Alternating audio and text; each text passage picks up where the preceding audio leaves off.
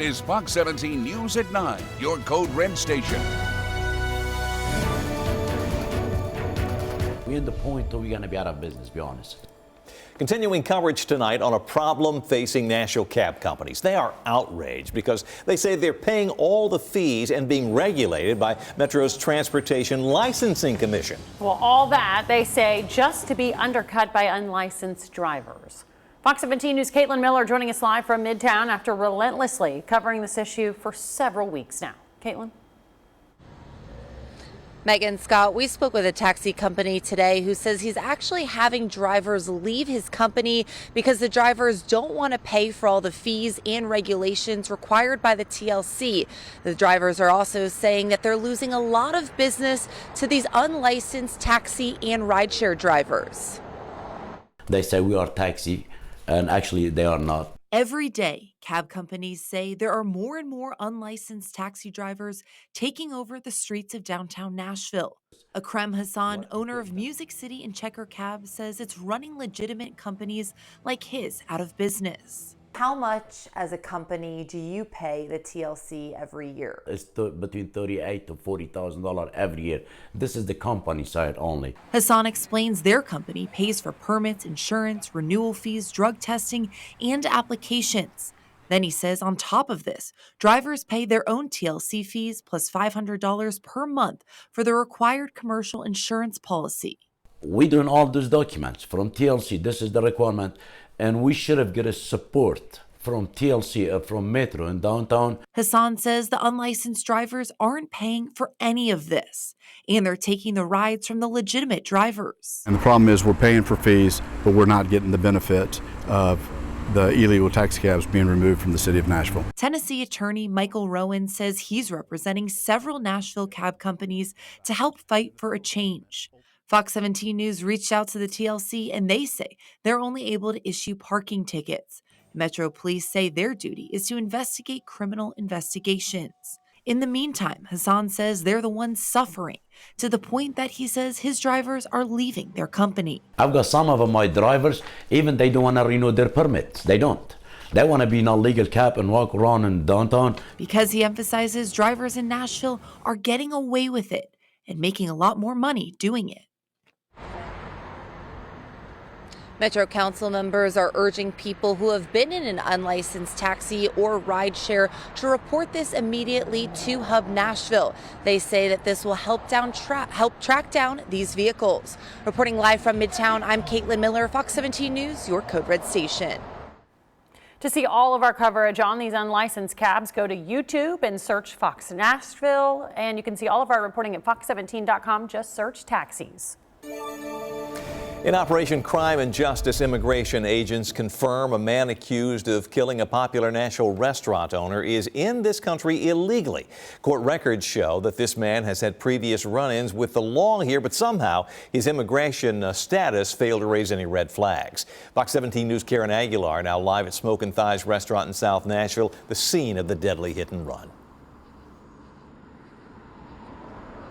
People here in this restaurant behind me who knew the late owner tell me Matthew Carney was a wonderful person and his death should have never happened.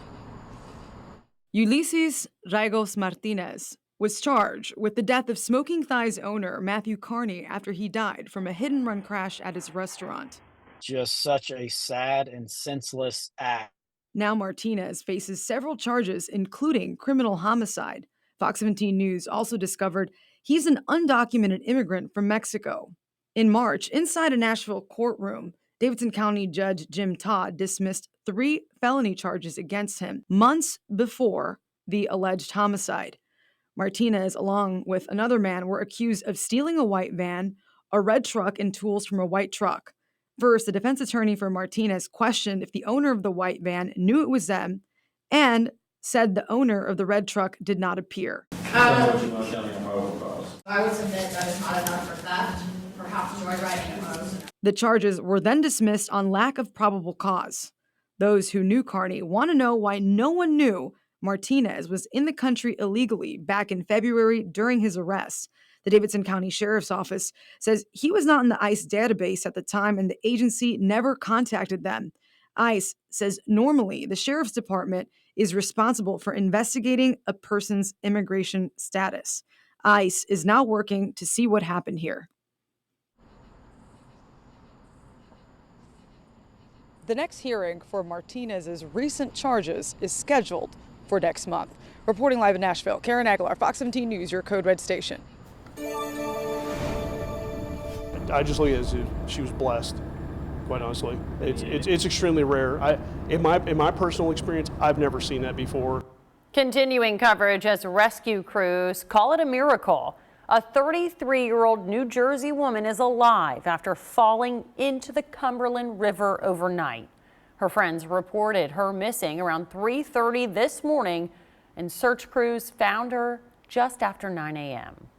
Fox 17 News, Kylie Walker joining us downtown, breaking down how this possibly could have happened. Still so many unanswered questions here, but we do know during that 5-hour gap that she went missing, police do say she was in the river. However, she did tell police she doesn't know how she got there. Muddy and visibly exhausted after emerging from the riverbank early this morning. What I heard them say was, "It's her," and then immediately some of the detectives started yelling, "Medic, medic." First responders recall the dramatic moment that 33-year-old Allie Camille was found alive. We were all surprised. I mean, quite honestly. Sergeant Bob Nielsen with the Metro Police Cold Case Unit says multiple agencies searched by foot and water. And it was a detective that spotted her climbing up the riverbank. It was dark. We all know that the river moves really fast and has a strong current. It's a miracle she was able to pull herself out. Sergeant Nielsen says a pair of shoes, a trail of blood, and a pinged phone led first responders to this area. The night started out on Broadway with a friend before police say Camille made a call to her mom early morning. Nielsen says that's when the mother asked for a welfare check, and about that same time, Camille's friend reported her missing. It is kind of unusual. Obviously, our concern was another situation like what happened with Riley because it is in the same area. And with many drawing comparisons to the Riley Strain case early this morning, we asked District Councilman Jacob Coopin how we can prevent this. We're going on 5 months since Riley Strain went missing, shortly after you and I talked about proposed changes to downtown safety. So what has happened since then? Have we made any progress there? In the fencing, we've got pricing quotes coming in. There was a plan to make a 4% funds request later in this year to fund it, but I'm going to be looking at what else can we do in the short term. Coopin says after this incident, he's expediting calls for immediate barriers to be put up to prevent anyone from falling in the Cumberland River. Sergeant Nielsen says there's no indication that someone was trying to harm her or she was drugged or overserved. But with lots of cuts, she was transported to a local hospital. We, of course, will be watching this story closely and we'll let you guys know of any new developments. For now, reporting in downtown Nashville, Kylie Walker, Fox 17 News, your Code Red station. All right, let's talk about your weather. I'm sure somebody got rained on today. That has been sort of the story of our pattern for the last several. Yeah, and today actually raining a lot of it south of 40, and that's really where we need Where the they rain. needed it, the kind of drought conditions down by the line, yeah. And we still have some of those drought conditions, which we'll touch on a little later, but definitely good to see some rain in that area for today. As we head through the evening hours tonight, can't rule out a stray thunderstorm, but just like all the other evenings, a calm night is expected ahead while we look at a mild and muggy evening with temperatures dropping back into those low 70s. Live look here from our South Nashville camera from City View, and you can see pretty downtown picture for tonight. And again, with quiet conditions here, we'll look at real light winds and temperatures right around 70 here in town. Radar over the past hour, you can see most of that rain has lightened up considerably, and will continue to dry out as we head through the evening hours. We'll zoom out a little bit. A stationary boundary to our south. We are looking at a front here coming in from the north. This is going to clear us going into tomorrow and will actually help dry us out a little bit in the form of rain. We'll still have that humidity around, but the rain chances are going to come down for Friday and for Saturday. Temperatures right around 73 to 72 here in town. We'll be at 71 in Murfreesboro, mid to upper 60s, Crossville, Cookeville, Clarksville right around 71. We'll walk you through the lower rain chances for tomorrow, how long that sticks around, and unfortunately when heat index values climb above 100 yet again. It's all in your Fox 17 Code Red forecast. Thank you, Katie. Helping you with your back to school budget. What's going to be tax-free this weekend? Nearly 22 million children living in America rely on schools for their meals. Fox 17 News and our parent company, Sinclair Broadcasting, are partnering with Feed America for the Sinclair Cares Summer Hunger Relief Program. You can donate by scanning the QR code on your screen or go to sinclaircares.com.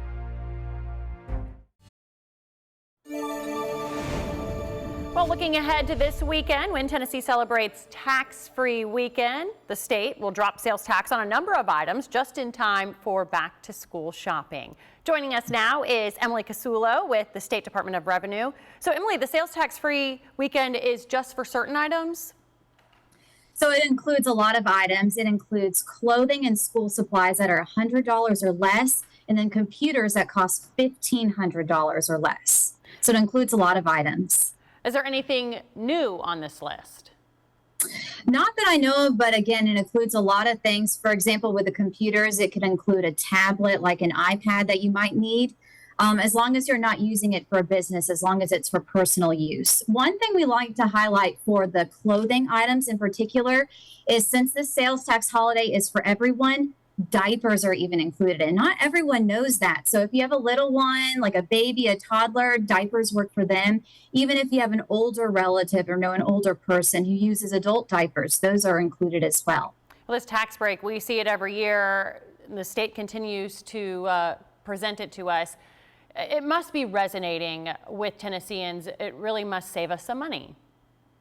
It does. It saves Tennesseans about 10%, and it saves Tennesseans about $10 million each year that we've done this. We've been doing this for almost 20 years now, since 2006. We look forward to it every year. It's really exciting. I mean, who doesn't love to save money? Yeah, everybody. Well, we call it tax-free weekend. So let's break down it specifically. When does the tax holiday start and when does it end? Yeah, so it starts tomorrow, July 26th, and it lasts all day Sunday, the 28th. So anytime you can save that tax money or sales tax money here in Tennessee. And you don't even have to be a Tennessean. If you're shopping in Tennessee, that works too. And also, if you don't feel like heading to the store, because I'm sure it'll be busy, you can save online as well. Those discounts automatically apply, which is really cool. Good to know. And do you have a running list of all of the included and excluded items? Yes, there are a lot of them, as you can imagine, and we do have a website that has all those listed. It is tntaxholiday.com. We like to send all of our taxpayers over there to check everything out. It answers all their questions. And we're going to put that list on our website, fox17.com. Emily, thank you so much for joining us tonight. Yeah, no problem. Thanks for having me. Happy shopping. Continuing coverage now on the sales tax holiday coming up this weekend. Fact starts tomorrow. Titans fans are going to be happy to learn that the team's store at Nissan Stadium, which has been closed for months now for remodeling, will officially reopen on Saturday just in time for that sales tax holiday. It's located on the east side of the stadium between the football stadium and the interstate near Gate 1. Now, we want to know what you are planning to buy during the sales tax holiday this weekend. And you see the options here. Clothes, 23.2% say that's what I'm going to do. School supplies, 6.8%. Qualifying electronics like those computers up to $1,500, a little under 11%. But the largest number of you, at least those weighing in here, 59.3% say not planning to buy a thing. And we've got a little under 270 people weighing in. Polls live right now to cast your vote. Scan the QR code there on the right-hand side of your screen. It will link you to our X page. Our handle is @FoxNashville, and we will update these results for you later in the newscast. Another rainy day, another rainy week. More to come. But the good news is we're not looking at as much rain tomorrow. If you had enough, you're trying to say stop. I heard what you didn't say. I heard Eeyore. Yeah, I know. We've got all this rain now that we've been asking for, because it's been, what, 2 weeks? Yeah, you do. I love that you love it. Very unpopular opinion. I know. I love that you love it. Yeah, I got no complaints. You know what? It has been nice as far as temperatures. Yeah. Yeah, it has put a break in the temperatures, but I see that actually coming to an end as well as we head into next week. So it's either one or the other here, and we'll continue to see at least the chance for showers as we head through the day tomorrow. It's just not going to be as widespread, and that trend should continue through Saturday. Sunday, Monday, and Tuesday, better chances of rain will be around. So that's good news if you have plans maybe on Saturday, or if you're looking for one of the 2 days this weekend to be out doing outdoor activities. Saturday right now is looking to be the better day. And then we get into next week, you can see those rain chances really begin to taper off. And that's when we're going to trade the rain for the heat. So let's walk you through future track for tomorrow. Tracking a few of these showers and maybe a rumble of thunder in our southern counties by tomorrow morning. Again, the majority of rain, though, will fill in as we head towards the afternoon.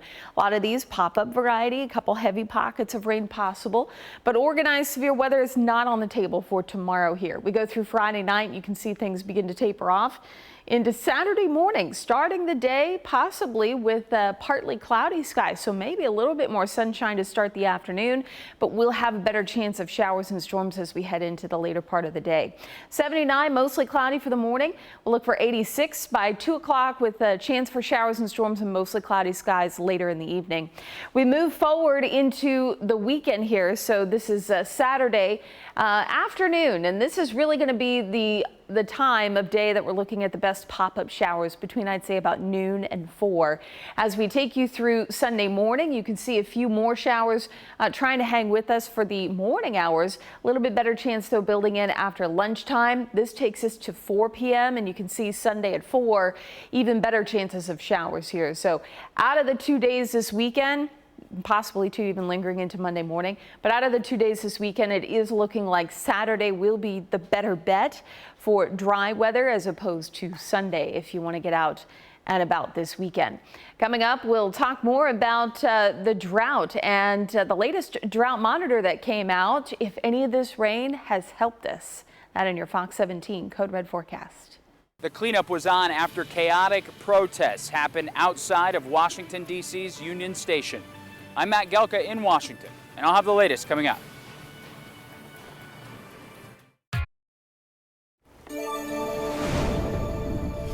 In Operation Crime and Justice, Metro Police searching for the owner of an SUV that they believe was used in a hit-and-run accident that killed a TSU football player. Police issued an arrest warrant for 33-year-old Arsenio Miller. Here are pictures of Miller. Investigators believe that he was driving the SUV that killed 20-year-old Chazen Page while crossing the street back in April. Police say that Miller's SUV has damage to the front end consistent with hitting a person. There is the arrest warrant with the pictures of the suspect that police are looking for. We have that right video up on your screen now.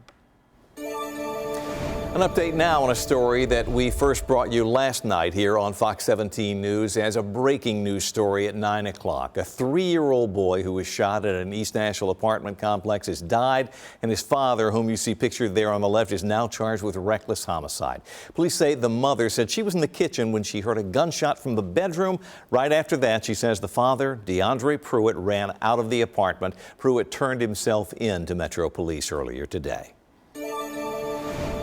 Well, tonight, thousands of people in Nashville to talk all things cryptocurrency. It's day one of the Bitcoin conference at the Music City Center. Fox 17 News' Johnny Maffey takes a look at security as some big names are speaking this weekend. The gates are open here at Music City Center downtown Nashville for the 2024 Bitcoin Conference. Now, 20,000 people are expected over the 3-day event, and Brandon Green, the chief of staff here with BTC Inc., says about 30% of those are what he calls new coiners learning, and he tells us what we can expect. I mean, they can expect a really great time, an educational experience. They're going to learn a little about Bitcoin, and they're going to see the show. So why Nashville with all of this? Nashville, well, first of all, it's our hometown. You know, I'm born and raised here. Our company's headquartered here, and we love the city. It's a great place for people to come visit, of course, and it's a great place to put on a conference and teach the world about Bitcoin. And certainly a heightened security presence is expected this weekend, with Robert F. Kennedy Jr. speaking on Friday and former President Donald Trump speaking Saturday right here in Nashville. That'll be around 2 o'clock. In Nashville, I'm Johnny Maffey.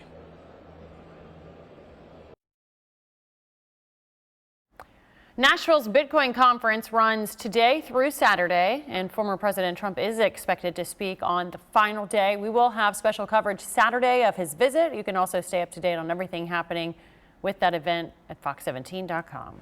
The cleanup was on after chaotic protests happened outside of Washington, D.C.'s Union Station. I'm Matt Gelka in Washington, and I'll have the latest coming up.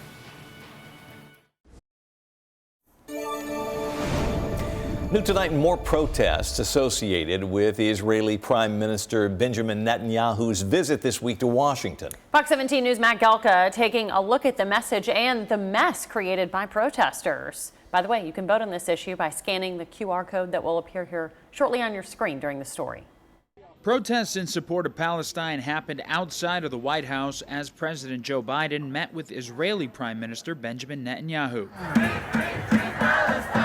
It was the second straight day of demonstrations. As Netanyahu addressed Congress, thousands of mostly peaceful protesters filled the streets.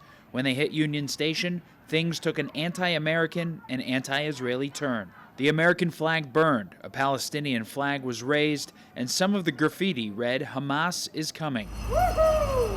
A group of House Republicans, including the House Speaker, raised the American flag back up Wednesday night. We believe in this country. It is the greatest nation in the history of the world. It's the strongest, most powerful, most benevolent, most free nation that has ever been. We should stand for that and stand with our allies and stand for freedom. That's what this flag represents. You could see that most of the graffiti had been wiped away after the National Park Service spent most of the day, less than 24 hours later, trying to clean up.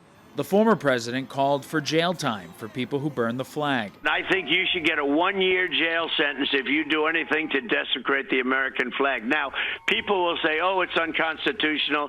Those are stupid people. More than 20 people were arrested by multiple agencies. The over-the-top actions didn't land well with Democrats either. Vice President Kamala Harris called the flag burning and defacing of property despicable and unpatriotic. The House's Democratic leader said the aggressors should be held accountable. It is unacceptable to deface public property, desecrate the American flag, threaten Jews with violence, or promote terrorist organizations like Hamas.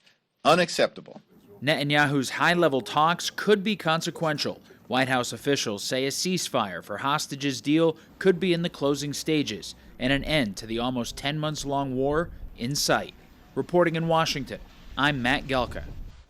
During that story, we had a QR code linked up to this poll asking if you think protesters who took down an American flag on federal property should be prosecuted.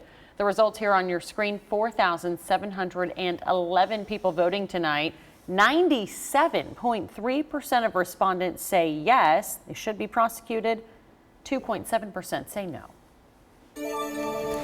Continuing coverage now as the U.S. Senate is setting the stage to vote on a bill that would regulate big high-tech companies and how they use your children's data online. Tennessee Senator Marsha Blackburn is one of the lead sponsors of the bill. They call it the Kids Online Safety Act. This measure is more than 3 years in the making, starting when Blackburn learned that companies like Facebook were tracking children's everyday movements online and had algorithms designed to keep them online longer.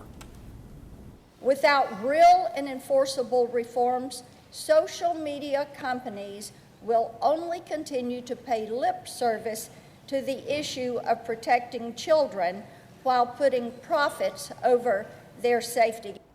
U.S. Senate hearings uncovered internal memos showing that Meta, the parent company of Instagram and Facebook, knew that the Instagram app caused eating disorders in young girls, but publicly downplayed the dangers. Thursday night, and things looking a little more busy on Broadway this evening here, and we'll be looking at another quiet night with temperatures dropping back to around 70. If anyone's wishing for colder weather, I'll give you a little bit of hope or a little ray of sunshine. It's Christmas in July today, the 25th of July, so I thought we'd do a Christmas countdown. 153 days until Christmas and counting. So we are in that average, by the way. The average high through the first few days of August is 91 degrees, and that's the highest average high that we see in the year. And after that, we will begin to stair-step our way down into some cooler weather. Now, as far as temperatures go for tomorrow, we will bottom out in those low 70s here for tomorrow morning.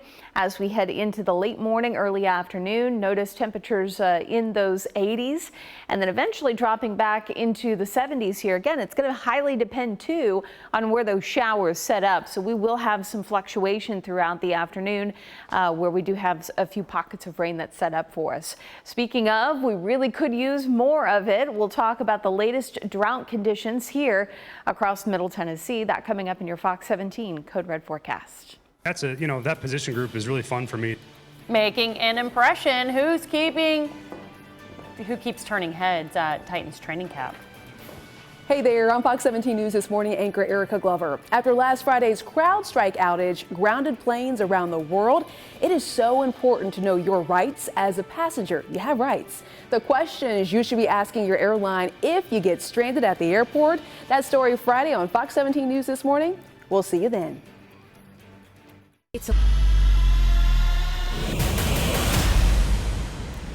Tennessee Titans were back on the field today for day 2 of training camp. The defense looked sharp yesterday, but new head coach Brian Callahan says day 2 belonged to the offense. Fox 17 Sports Director Jill Jelnick has more on that offense, including the star-studded wide receiver core.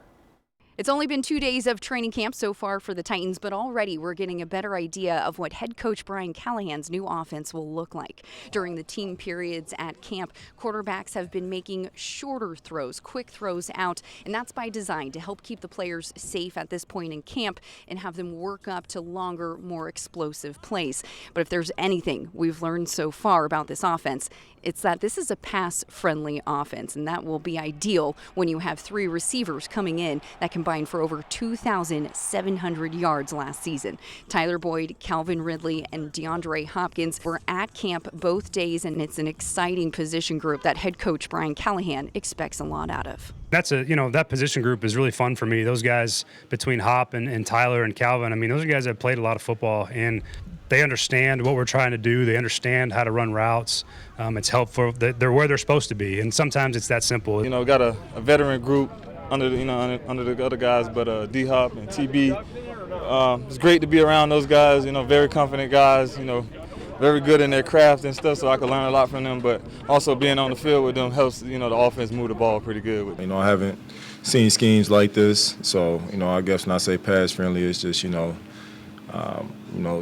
for us receivers, it's just sometimes that you might get the ball, more times than not. DeAndre Hopkins enters year 2 with the Titans and also the final year of his contract. When asked about any potential contract extension with the team, Hopkins quickly replied that in his 12-year career, this is the place he's felt the most at home. I take it day by day. I love Tennessee. I love what Miss Amy's doing. So I think this is the happiest I've been in any organization. So just let that speak for itself. Up next for the Titans, they'll have a jog through on Friday, more of a cool down period coming off of the first 2 days of camp. And then it will be all eyes on Nissan Stadium on Saturday for the Titans' first open practice of training camp. Reporting from the Titans practice facility, Jill Jelnick, Fox 17 Sports, your Code Red station. All right, baseball fans, mark your calendars because Home Run Derby X is coming to Nashville for the very first time next month, and it will feature former MLB stars Manny Ramirez and Nick Swisher. Andrew Jones, too. These 2 retired stars were in town today previewing the big event at First Horizon Park downtown. Home Run Derby X is operated by Major League Baseball and combines home runs and defense in a 3-on-3 competition. Now, it started as a global baseball tour. Now it is on a 4-city U.S. tour, which, as we say, includes a stop here in Nashville. The event is going to be awesome. It's going to be crazy. We're trying to bring the fans back. We're trying to bring the fans so they could see our swings. To come here, show the city exactly what we got, as well as to learn to earn some new fans along the way. Because listen, I mean, if you love baseball, then I can promise you're going to love Home Run Derby X. So cool to see those guys. Now go ahead and mark your calendars for the end of the month. This is going to be at First Tennessee Park on Saturday. And again, it's going to be cool downtown. Manny Ramirez, Swisher, and also Andrew Jones coming to town. Coming up, talking more about the drought monitor, the latest one coming out today, the update that it has with all the rain that we've seen recently. What's next for Vice President Harris's campaign? I'm Atrell Nashar with the latest on her search for a running mate and a winning strategy with less than 4 months until Election Day. In Southwest, ending a 50-year-old program, how it will change the way you book your next flight. In politics tonight, Vice President Kamala Harris enjoying several signs of success since announcing her presidential campaign. Fox 17 News' Atra El-Nashar tonight looking at her path forward. In her first official campaign video, Vice President Kamala Harris branding her presidential run with one word: freedom. The freedom not just to get by, but get ahead. The freedom to be safe from gun violence. The freedom to make decisions about your own body. Trying to appeal to voters who want a fresh start after concerns about President Biden's age bogged down what was the Biden-Harris campaign. Harris smashing fundraising records. Between grassroots supporters giving to the campaign and mega donors committing funds to political action committees, hundreds of millions of dollars have flowed in to support Harris. She'll need all the help she can get, with just a little more than 100 days until Election Day. A new CNN poll conducted on Monday and Tuesday shows that, with a 3-point margin of error, there's no clear leader between Harris and former President Trump. The poll also shows Harris performing better than Biden did with young voters, black voters, and female voters. But the Trump-Vance campaign is in a race to brand her as extreme. She is a radical left lunatic who will destroy our country. If you don't mind, I'm not going to be nice. Is that okay? Already out with an attack ad calling Harris a San Francisco radical. Harris's presidential campaign isn't even a week old yet, but already there's a bit of anxiety among Democrats about being outspent on radio and TV ads, 25-1 according to an Associated Press analysis. But some say Harris doesn't need to be spending on ads right now because of all of her earned media coverage. I say, bring it on. The attention on Harris is sure to continue as we watch for her decision on a running mate. Because of Ohio's upcoming ballot deadline, we could learn their name in the next 2 weeks. In Washington, I'm Atra El-Nashar reporting. Harris is now in the process of vetting potential vice presidential candidates. Sources say Kentucky Governor Andy Beshear is on the short list. No word yet on when she will announce her choice. On Full Measure this week, a whistleblower is making startling claims about taxpayer waste and bribery out of Veterans Affairs Medical Center. It began with rumors that a company called Medtronic was bribing doctors and other staff at the VA. All of this so the agency would buy and use an incredible amount of unnecessary medical devices paid for by taxpayers. Do you remember the first moment when you saw something that seemed very strange or suspicious or out of line to you that made you think this is not just an accident or a small problem? Oh yeah, I'll never forget it. The incident was my new sales rep that I had hired in Wichita when I took over in 2015. He had finally gotten into the VA and he called me and he's like, Tom, it's all true. You got to see this. There's hundreds and hundreds of these drug-coated balloons and atherectomy products on the shelf. So I drove down the next day and we walked in there, and sure enough, I took pictures of them. I'm like, this is insane. Medtronic and others accused are vehemently denying the accusations against them. See the full story on Full Measure. It airs this Sunday at 7:30 a.m. right here on Fox 17. Almost to the weekend here, and we'll be looking at a couple of drier days compared to others as we head into the weekend. Friday and Saturday, just an isolated thunderstorm or two. Not 100% dry, but not looking as widely covered as far as storm chances go. That's what we can expect as we head into tomorrow. I thought we'd take a look back at our rainfall over the past 7 days. Now, keep in mind, your rain gauge may have seen something a little different. These are radar estimated totals. So this gives us a ballpark basically on how much we've seen. And more importantly, I think it bullseyes where more of the rain has fallen. So in the past 7 days, this is actually good to see here that we've had more rain to the south here, south of I-40, where the drought was the highest. Some places have picked up quite a bit of rain. Shelbyville, just outside of Shelbyville in Bedford County, picking up 6-7 inches of rain in the bullseye to the south and east of town. Other locations, 3, 4, 5 inches of rain. Others not seeing quite as much. So this just gives you an idea of what we've had. Now we take a look at the latest drought monitor that came out today. Now I will say Tuesday and Wednesday's rainfalls don't count because the monitor is put together The map is put together before then and then is delivered today every week. So we will hopefully see more improvements adding in Tuesday and Wednesday's amounts, and then whatever we get as we head toward the second half of the weekend. Keep in mind, too, that these spot showers that we see, where we see these big bullseyes like the one in Bedford County, isn't going to do as much when we're talking about really a county or region-wide effect. So we are still looking at a severe to even an extreme drought in our southern counties here closest to the Alabama border, but looking at a level 1 drought mainly along and then south of I-40. Now, as we head into next week, we're going to change the rain chances for the heat. So temperatures not too bad through Monday, Tuesday right around 92, and we're climbing into the mid-90s by Wednesday and Thursday of next week. Heat index values will unfortunately go above 100.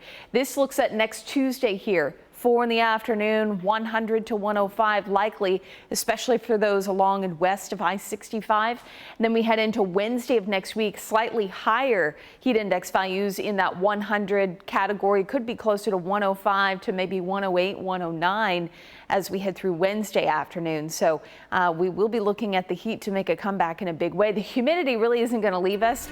It's been pretty sultry all week long, and that is going to hang with us through the weekend and into next week. We're just going to add in some 90s in the mix instead of mid 80s. So it's been, I would say, somewhat tolerable because it's been cloudy and we've been in the mid 80s. That changes next week with storm chances around, but temperatures also climbing into those 90s by Tuesday and Wednesday. Just ahead, a new MO for Southwest Airlines, why the company is getting rid of its open seating plan and what's taking its place. And CrowdStrike reveals what caused their computer error, what the company is doing to keep this from happening again. In consumer news tonight, Southwest Airlines is doing away with open seating. The low-cost airline is shifting to assign seats on all of their flights. Now, Southwest says that they did surveys showing 80% of their customers wanted this change. The company will charge or the changes, I should say, will also include some new additions like premium economy seating and also some new red-eye flights, including one from Los Angeles to the center of our universe, at least, Nashville, Tennessee, Music City. No date has been given for the seating change. But we can tell you that these red-eye flights will begin mid-February of 2025. In your business news, cybersecurity company CrowdStrike is looking to prevent another worldwide computer system crash. CrowdStrike says that it will be staggering the rollout of updates and giving customers more control over when they happen. The company says a bug in an update last week shut down millions of customers' computers. CrowdStrike says that it will release its full analysis of the meltdown when its investigation is complete. Just ahead, a food recall impacting Tennessee and Kentucky is expanding. We will outline the danger. And looking fresh for free, how you can score a free haircut just in time for back to school.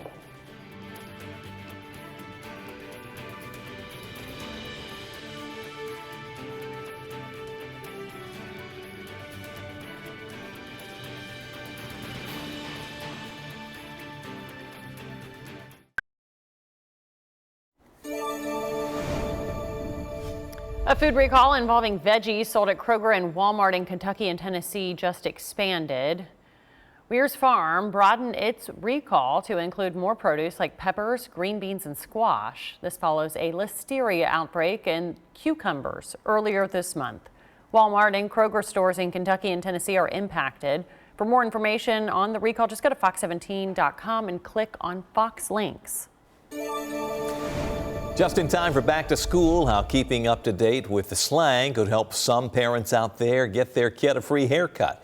Great Clips is offering 24,000 free child haircuts if mom or dad can pass a student slang pop quiz. This chain is making parents get online to take the quiz. If you pass, you get a coupon to present at a Great Clips location near you. Now that Kamala Harris is likely the Democratic nominee, Republicans going after what they see as one of her biggest political weaknesses. So this tiny little thing right